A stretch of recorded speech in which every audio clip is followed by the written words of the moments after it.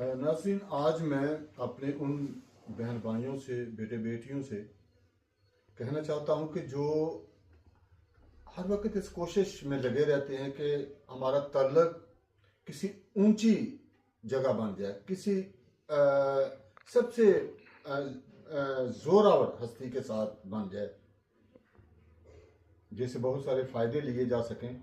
तो मैं उनसे कहना चाहता हूं कि ये शौक अच्छा है, लेकिन अपना तल्लक आसमान के मालिक खुदावंद यीशु मसीह के साथ बनाएं, जो सबसे ऊंचा है, जो सबसे जोरावर है। वो आपको गले भी लगा के रखेगा और आपके हर सुख और दुख में साथ भी देगा,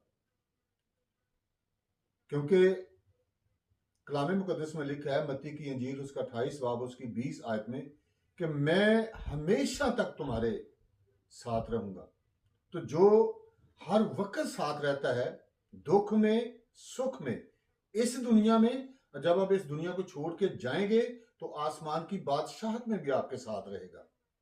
आप उसके साथ अपना ताल्लुक, नाता मजबूत बना के रखें। खुदा आप सबको बरकत दे।